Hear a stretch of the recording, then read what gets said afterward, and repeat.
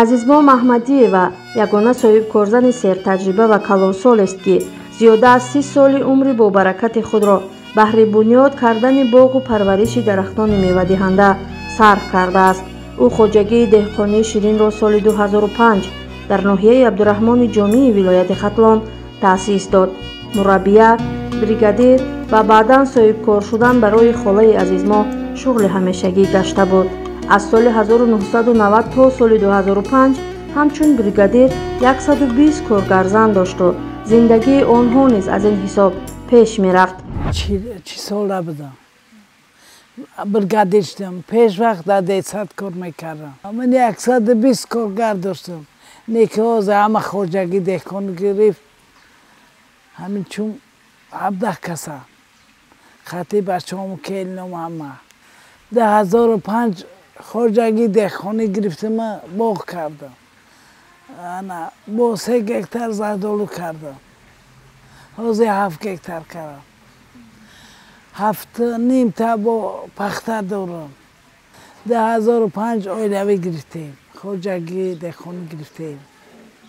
ала бригадир будам, 70 гектар замин доштам. Кор намекарди, ну набуд. Магарам ҳама кор мекардем. Ай ҳозир агар бирай баъзе одам мега Россия пулро мена. Он маҳал ҳама 120 занак доштам. Колхозиём гишна будан. Ихас ҳавус мехӯрдан. Ҷанг буд охи. Одаме буд ки айшу мекард намерафтан. озораш мени. 120 занака кор мефармидам. Неки соати 5 дар сар ҷамидан то соати 7-8 кор мекардан. 1 гектар замин мекордам. 2 гектар гандумшу медодам. баъд ҷаварӣ мекардам, ҷаваришу медодам. ҳарчанд собиқаи кории холаи азизмо дар самти кишоварзӣ зиёд бошад ҳам, вале дар бораи коркарди меваҳои ватанӣ аз ҷумла меваҳои боғашон маълумоти кофӣ надоштанд. аз ин сабаб бештари онҳо пусидаву корношоям мешуданд. вақте ба онҳо коркарди меваҳоро омӯхтанд, дигар соҳибкорон аз гӯшаю канори кишвар барои харидорӣ ба суроғашон омаданд ва даромади зиндагии онҳо низ бештар гашт. ин оилаи заҳматкаш зиндагии худро аз ҳисоби даромадашон ки аз боғ ҷамъоварӣ мекунанд пеш мебаранд. холаи азизмоҳ мегӯяд ҳанӯз меваҳо нарасида ҳар сол соҳибкорон ба онҳо шартномаи додугирифт мебанданд. мо чиндем фромӯш мефурӯхтем. зиёдтиша дар чиқрӣ мепардодем. ақл надоштем. баъд дай омадан ёрдам кардам.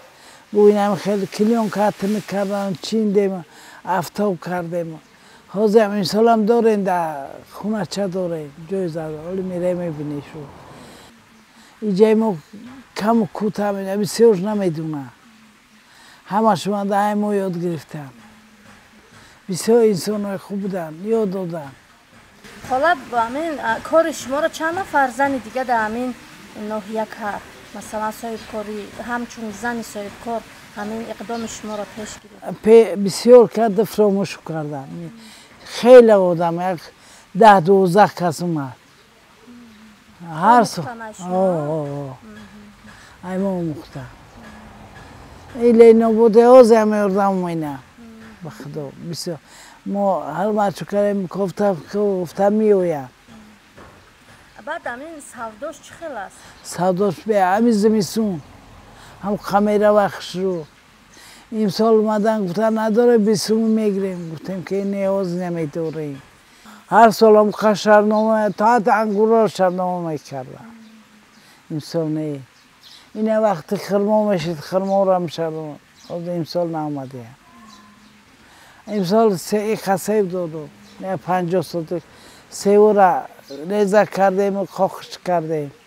дар намак тар менем, афтоб менем, реза менем, афтобш менем. оли харидоршо меоявад.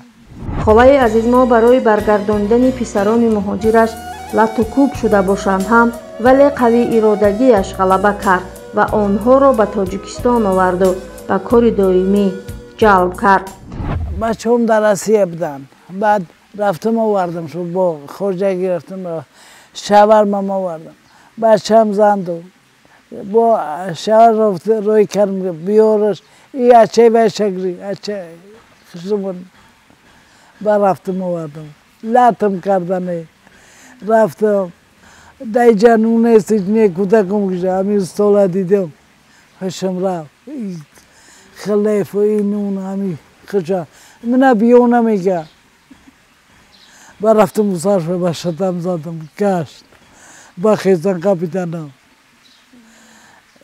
خیبر سی جای دی چونجیم گفتن ای در روزا برو وردنم بعد بیرم گیریا کردم یا بچه اپام اونجا بده مشهور کرد و روایتم ای خورا شوار گیرم موما کندن گفتم او خیلی چوه درمدی گفتم خیلی درمدی سال شوه زدم ای گفت خوبت کردی نه چی میزنی اومدن در رو بیلش بگریتم بچه اپام ساعتی 6 بگه دادشان برستم آوردم با تراکتوری سو کردم دا با گوشو کردم نیکی دیگه نرفتم حوزه هر سش کار مینه همجا شو کجاییم هم کار مینه آوردم شو خیلی تب خوردم که آوردم شو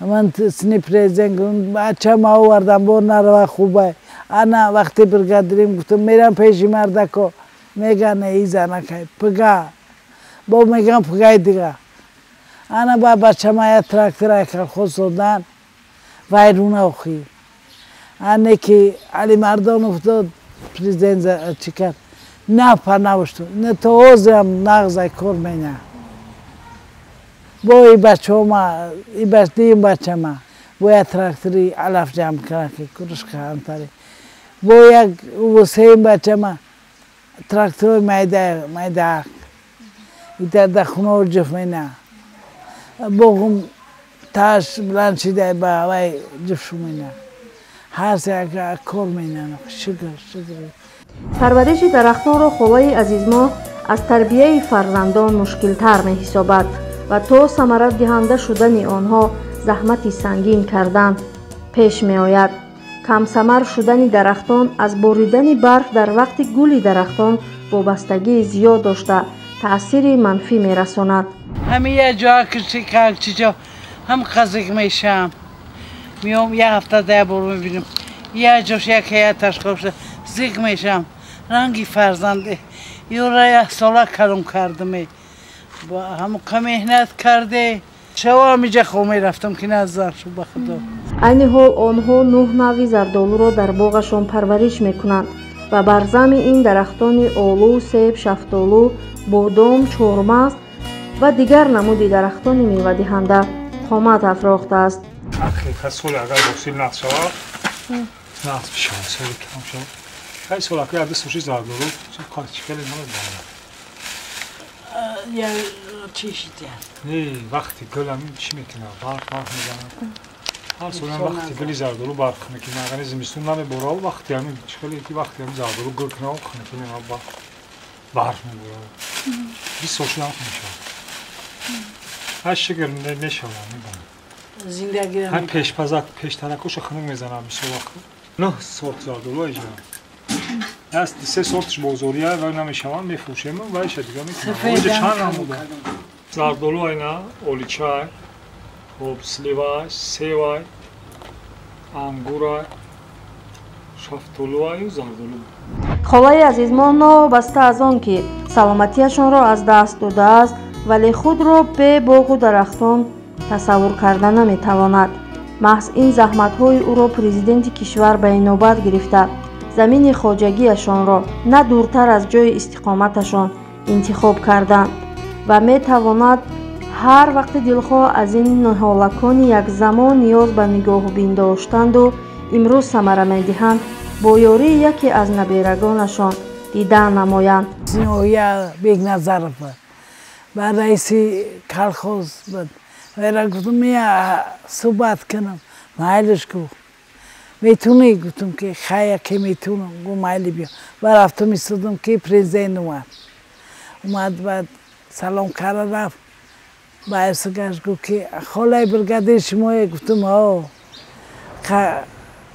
خطیش گفت که بیا همسا بشینیم گپ زنیم الا باشیدم نقل کردم که مسکو رفتم خدی رسا جنگ کردم آوردم شما خدی بچم یک خنده بزن بعد چی کردم گفت چه خیلی آوردی گفتم لاتم ماما بی خنده شو گفت چوه گفتم که آخی کلن گرفتم با اچش شما رای کردم بچه ما بیو رو بچه باید دید فضانو شکمی سر دیگه ناومده پلمم رای نکرد بعد گفت که مادر جان یاردم میکنم نه که 3 سال یاردم کردم آرد روغن نمک دیگه خلقم کار کرد که شکمش تشید بخدامو زنکای قدیم نمور شد دست شکم شما بزن کار کنیم اگر روزی که نتوانند که از باغ دیدن نمایند یک درباره حالت درختان و باغش از نبیرگان و فرزندانش میپرسد. سرجم بودن اهل بیتشان از جمله نبیرگان و فرزندان برای خاله عزیز ما دولتی بزرگتر است. خاله عزیز ما زیاده از 30 سال است که در کار خواجگی آب و تاب یافته است و آن را یک راهی نگاه داشتن سلامتی انسان ها می شمارد. من گفتنیم که همه وقت کار کردن در کار بیکار آدم کسلی می شود رو افتاده می شود نیکی کار کنی سلامتی نقض می شود